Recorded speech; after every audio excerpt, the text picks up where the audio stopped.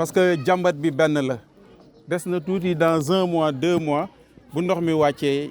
fii ñu taxaw nii sax duñ fi mën taxaw day fees dell ak ndox jooy nañ ko fu nekk nag amuñu solution fii daal problème majeur bi problème mu inondation la bu ñu mënoon wax dëgg yàlla autorités yi gën ñoo bàyyi xel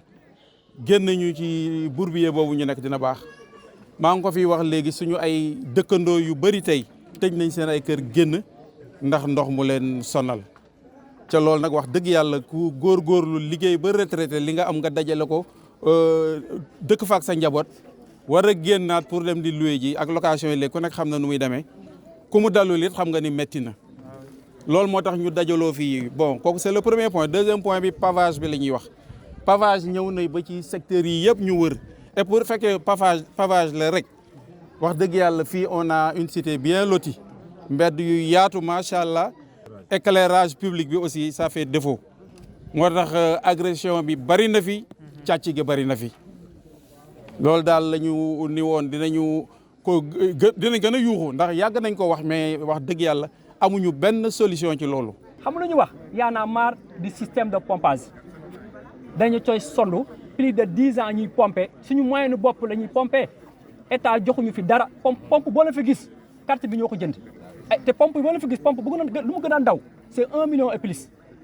carte bi ñoo volontaire jënd ko li ñuy maanaam dépense si bon de gasoil fii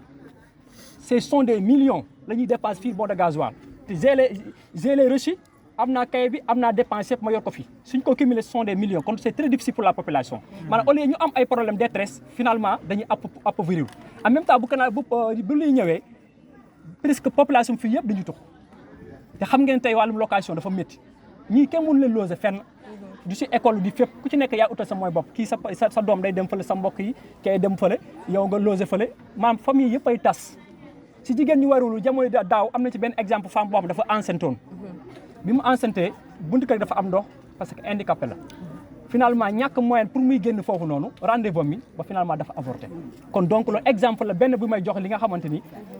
conséquence la inondation yi mu jox fi ak yeneen conséquences yoo xamante ni Cité Sotrac vraiment les populations sont déprimées. comme ni ko paa yi waxee segam góor ñi ñoo ko mën a sentir maasa ñun jigéen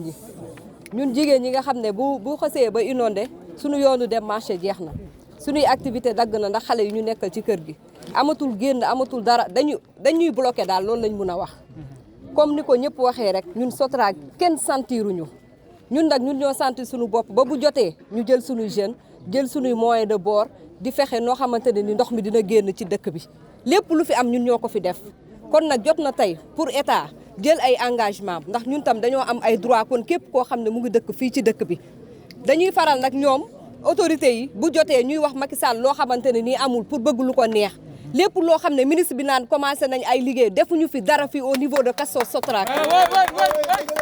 ñun Castors Sotrac sentiru ñun dañu mel ne bokkuñu si dëkk bi mbéjum kanam nag borom ma koy fajal boppam ñun ay nit lañ yuy dund am droit dund moo tax ñun ñu dajaloo fii di kas suñuy droit nañu jóg nag balaa ñuy gën a jóg ndax njëkkoon nañ fi jóg première fois bii mooy deuxième fois bu ñettee nag ñoom dinañ gis leneen comme ñoom loolu lañ xam ñoom defante rek lañ xam comme defante lañ xam nag dinañ defante ak ñoom ndax ñun tam dañu bëgg a dund dans de meilleures conditions loolu lañ bëgg suñu jigéen ñi sonn nañ non seulement amuñu marché ñun daal comme niñ ko waxee amuñu dara suñu papa yi sonn nañ ñu ngi nii retraite non seulement amee nañ leen xaalis boo xam ne fay ñu leen ko ba pare li nga xam ne ñu ngi koy dundee as néew di ko def si ay inondation ay sëkk ak yu kenn xamul nañu dimbale suñu ñii dañoo war a dund suñu papa yi dañ leen a soxla ba ci kanam suñu dëkk bii nag dañoo bëgg mu évoluer comme dëkk bu ne amul ku ñu gën lotissement fii Castors Sotrac amul ku ñu fi gën lotissement amul kon nag suñu lotissement baax na lan moo ci des li ñu moom nañ ñu ko jox ñun ñaanuñu leen de dañ ne li ñu moom nañ ñu ko jox ba passé def nañ fi kii xaw ma naka d'urgence ndimbal bi ñu fi doon def plan d'urgence bu ñuy amee 200000 ñeneen ñi seen 200000 tak na ñëwatul ñun ban dëkk lañ nekk ñun ban dëkk dañ koy commencé ne président commencé nañ ko ba pare mu pare ñu def ko seeni poche si laay liggéey ñu bëri ñoo xam ne ñu ngi fii amuñu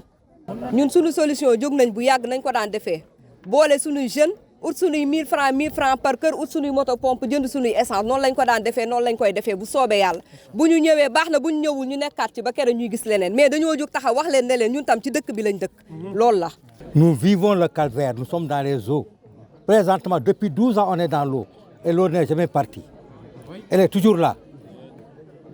À une hauteur de 2 mètres, je vous dis, hein, elle est toujours là. Nous vivons les eaux, nous vivons des moustiques.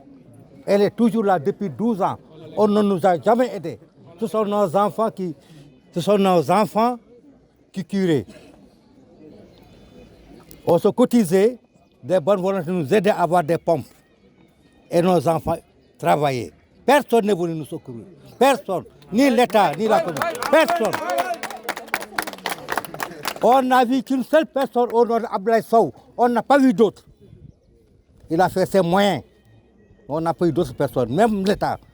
la commune, personne n'est venu nous aider en secours. Personne. On vit toujours dans l'eau. Nos maisons sont actuellement remplies d'eau depuis 12 ans. Ah oui.